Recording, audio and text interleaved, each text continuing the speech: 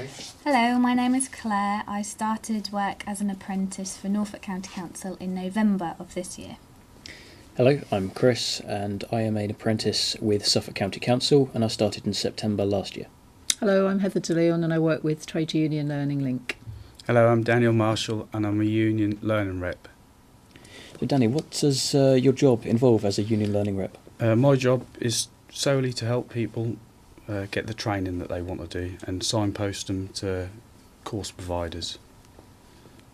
What kind of information would people need to ask then about what courses they want to go on? Well, they might come to me with a course that the employer's not providing and I can help them find that course, in their own time or arrange time.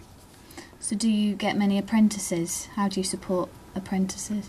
Well, it's just a case of answering questions really. An apprentice will always have a mentor anyway, so they normally take most of the questions as just further questions. Mm-hmm.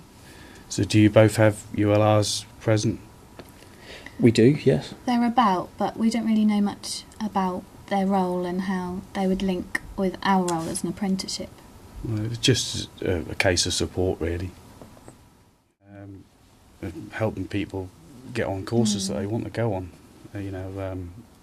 not necessarily employment led, might just be personal development. So if I wanted to do the next level after this, I'm doing a level 2 NVQ, so if I wanted to do a level 3 I would contact the Union Learning Rep. We'll see if the employer will do it first, but if you want to carry on and the employer won't let you, then yes, it's always worth seeing how to follow on through. Yeah. Even though I'm not. What's an example of something that someone's done? An example is I had one chap who wanted to do A-level maths and we put him in touch with the college and he's now doing that in his own time. And in terms of the conditions of service that you have at work, what's the arrangement for your apprenticeship, Chris?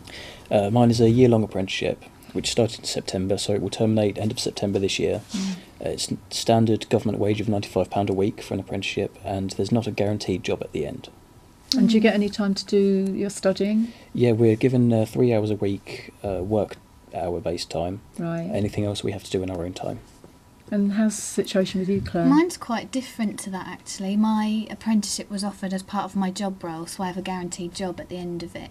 And I'm allowed to have 1 day a week designated for my study of the apprenticeship, as opposed to the 3 hours that Chris has. And I can really take it at my own pace, so it could take a year, it could take 6 months, depending on how quickly I cover the areas. And also the wage pattern is different. I'm on a set scale the same as other employees of Norfolk County Council rather than the standard apprenticeship rate. So it's quite different actually in those terms. And how does it... Yeah, we help everyone.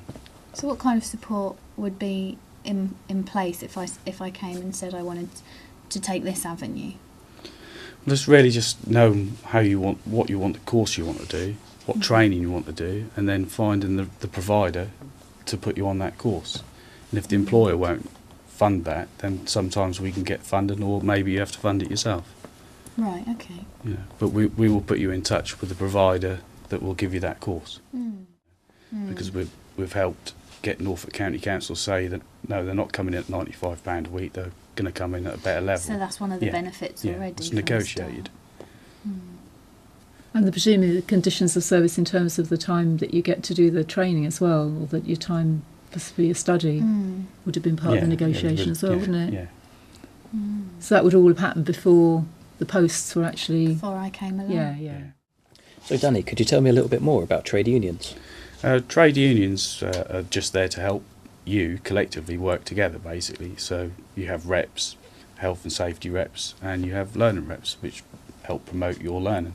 Your training needs personal development. So supporting different areas. Yeah. So how did you first of all get involved with trade unions? My involvement was when my rep left. There was a gap. I got elected as a rep, then become a health and safety rep, which I really enjoyed, and now I've become a learning rep, which again I really enjoy because it's a positive rather than sometimes seen as a negative. Helping people get on courses. So as an apprentice and a potential employee of my company, what could the trade union do for me?